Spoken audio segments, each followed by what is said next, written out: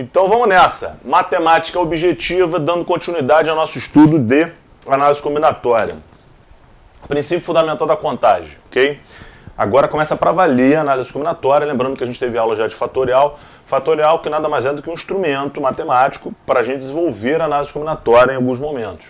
Mas agora começa para valer a análise combinatória. Princípio fundamental da contagem ou princípio multiplicativo, ok?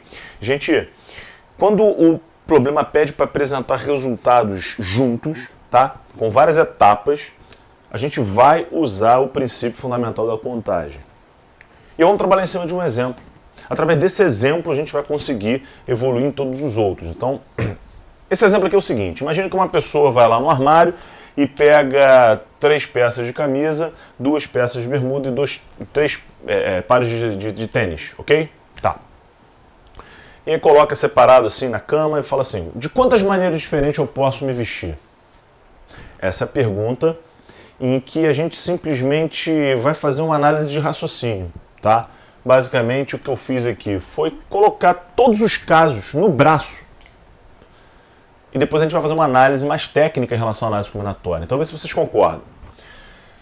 Quando você não tem conhecimento do princípio fundamental da contagem, tu tem que fazer assim. Só que, peraí. Então, sempre vale a pena fazer assim? Não. Esses números aqui são pequenos. Se esses números fossem grandes, se aqui fosse 30, 20 e 30 de novo, acabou. A gente vai ficar o dia inteiro para fazer isso aqui. Mas vamos trabalhar nessa essência primeiro para a gente poder entender por que a gente multiplica. Por que é princípio multiplicativo?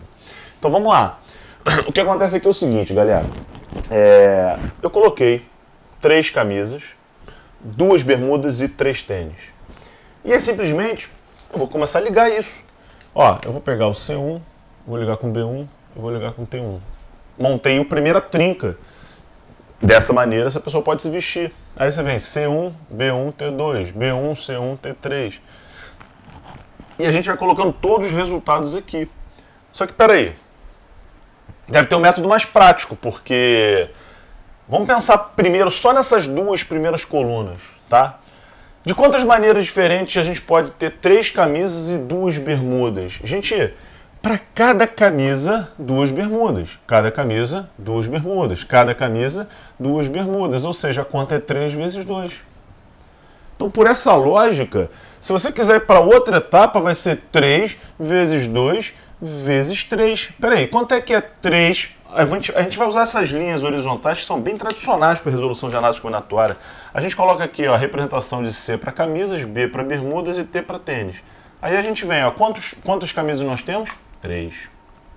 Quantas bermudas? 2. Quantos tênis? 3. Gente, se a gente simplesmente quer fazer todas essas ligações aqui, o que a gente tem que fazer na verdade é o quê? É multiplicar. 3 vezes 2, 6. Vezes 3, 18. Não é o que acontece? Ó, 3 vezes 2 vezes 3. Gente, é realmente o que bateu no nosso resultado? Aqui, ó. 3, 6, 9. 12, 15, 18. Ou seja, a gente não precisa fazer esse fluxograma todo aqui, que já deu um trabalho danado com números pequenos. Você simplesmente vai fazer o quê? Você vai colocar essas etapas, vai colocar a quantidade de elementos que a gente tem para cada etapa e vai fazer o quê? Multiplicar. Por isso que a gente chama, inclusive, né, além de PFC, também de princípio multiplicativo. Vamos para a exemplificação. Pergunta aritmética. Quantos números de 3 algarismos inteiros existem no sistema decimal? Fala melhor. Quantos números de 3 algarismos naturais existem no sistema nosso decimal? Bem, para responder essa pergunta, a gente só precisa saber de aritmética, né? O primeiro número com 3 algarismos é qual, gente? É o 100. E vai até 999. Quantos números tem aqui, naturais? Gente, sempre para você saber a quantidade de números que tem nessa sequência, é só pegar o último menos o primeiro e somar 1. Não esquece disso. Muita gente responde aqui 899. Não é. É 900, hein? Só para exemplificar um caso assim mais reduzido, né? Do 1 ao 9. 9. Só que se a gente fizer esse menos esse vai dar 8. Deu para entender? Então é sempre o último menos o primeiro mais 1. Isso quando a gente quer desse extremo até esse extremo.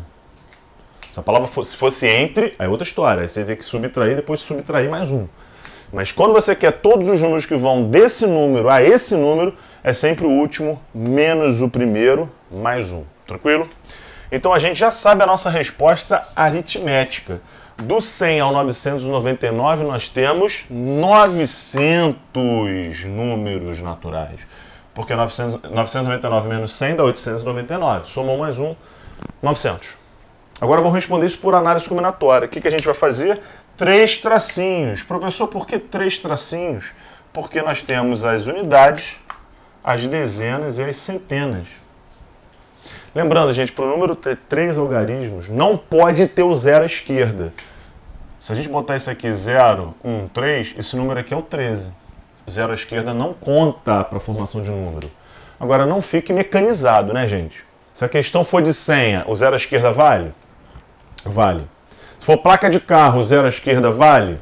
Vale. Só não vale para a formação numérica. Tranquilo? E agora vamos lá. Nós temos no sistema decimal, nós temos os 10 números que vão do 0 ao 9.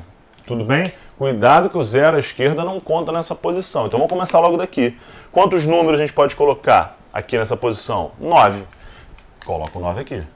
Agora não tem mais restrição do zero aqui. Então são quantos, professor? 10. Não tem restrição nenhuma. E quantos a gente pode colocar aqui? 10 de novo. Multiplicou. A conta dá quanto? 900. Bateu? Resolvemos por aritmética e resolvemos também por análise combinatória. Beleza. Agora vamos botar aí uma palavrinha que vai mudar um pouco essa resposta, né? Vamos botar a palavra distintos. Ok? Até porque se a gente estivesse falando de selecionar pessoas e objetos, não vai poder se repetir. Então, inclusive, quando você coloca distintos, na hora das multiplicações pode aparecer o fatorial. O fatorial vai acabar entrando em algum momento aí, tá, gente? Vamos lá. Quantos números naturais nós vamos ter no sistema decimal? 3 algarismos distintos. Opa! Vamos colocar aqui, unidade, dezena, centena. Vamos começar logo por aqui. Quantos números a gente pode colocar? 9, não pode o 0. Quantos a gente pode colocar aqui? Aqui já não tem restrição nenhuma, só não vai poder colocar o número que a gente já colocou lá. Então de 10 vai para 9. Ok? E aqui não tem restrição nenhuma. Seriam 10, mas já colocamos 2 números na centena e nas dezenas. Então aqui são 8. 81 vezes 8 dá 648. Beleza? Agora vamos para uma que dificulta bastante. 3 algarismos naturais, ok? Distintos e pares. E não adianta dividir por 2 aqui não, porque a quantidade de números pares e ímpares aqui, por causa principalmente do 0 não poder entrar nessa posição, não fica meio a meio, tá? Fica até parecido, mas não é meio a meio. Então, olha a pergunta agora, hein? 3 números, tá? Naturais, distintos e pares. Tem que ter 3 algarismos. Então vamos lá, vamos apagar aqui. Continua unidade, dezena, centena. Só que aqui, gente, olha só o que acontece. A gente pensa o seguinte, o que faz um número ser par? Um número ser par significa que ele tem que terminar ou em 0, ou em 2, ou em 4, ou em 6, ou em 8. E aqui a gente entra num conflito, que é o seguinte. Geralmente, os alunos vêm e falam assim, pô, professor, beleza, vamos fazer o seguinte, vamos começar logo aqui, a gente tem 5 algarismos disponíveis, e aqui então a gente coloca 5 possibilidades. Beleza? Beleza. Lembrando, gente, a restrição, para o número ser par, ele só precisa terminar em par, tá? Às vezes eu vejo alguns alunos fazendo essa questão e coloca também 5, não. Aqui pode entrar número ímpar, tá? Só tem que ter número par aqui, na posição das unidades. Agora vamos lá. Chegando aqui a gente fala, quantos números a gente pode colocar ali? E aí vem uma dúvida. Alguns alunos falam, professor, 8, né? Porque não pode colocar o 0 e nem o número que a gente já colocou aqui. Só tem um problema. E se o número que a gente selecionou desses 5 foi o 0? Então a gente chega num conflito, a gente não sabe se aqui a gente coloca 9 ou se a gente coloca 8. Porque se desses 5 números aqui a gente escolheu, por exemplo, 0, entrou o 0 aqui, aí aqui seriam 9 possibilidades. Mas se aqui, por exemplo, entrou o número 4, entrou o número 4 aqui, desses 5 entrou o número 4, ok? Opa, então aqui não pode nem o 0 e nem o 4. Então a gente chega nesse conflito aí. Como é que a gente faz para solucionar esse conflito, professor? Simples. O 0 não é o problema? Então a gente faz respostas com os números que terminam em 0 e outras respostas que o número não termina em 0. Depois faz o que como resultado? Soma. Então a gente vai fazer todos os números de 3 algarismos distintos pares que terminam em 0. Opa, então se termina em 0, vamos fazer o seguinte, vamos colocar o número 0 aqui e vamos tirar essa barrinha. Que aí agora não entra em discussão, tudo vai ser decidido aqui nessas duas posições só, ok?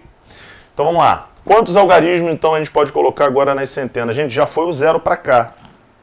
Quantos números a gente pode colocar aqui então? 9. Do 1 ao 9, todos os números podem entrar aqui. Próximo preenchimento, distintos, hein? Opa! 8. Por quê?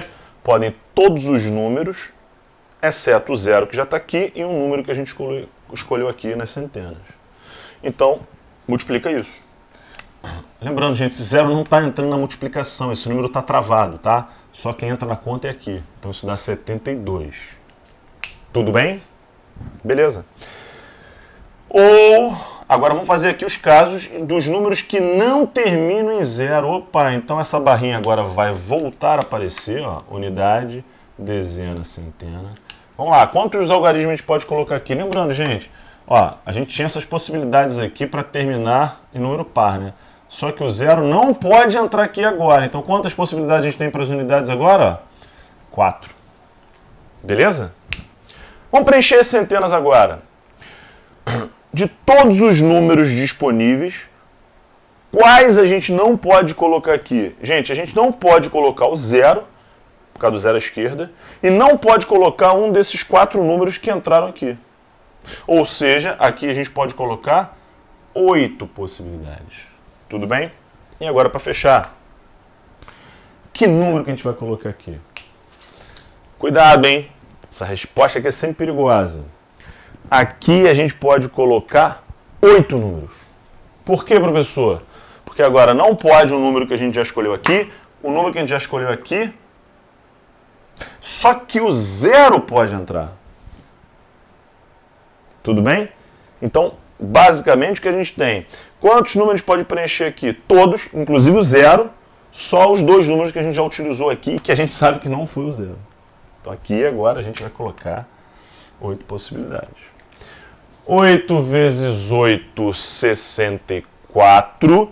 64 vezes 4 dá 256. Confere? 256. Somou.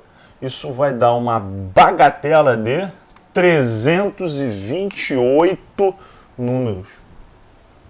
Lembra que eu falei que era um número até próximo da metade daquela resposta, né? Que eu falei agora há pouco, mas não é exatamente metade. Ou seja, isso já caiu em vestibular, gente. Quando você tem uma restrição do número, o que você faz? Coloca terminando nesse número, coloca não terminando nesse número, que aí você vai conseguir desmembrar, soma os resultados e chega no resultado final.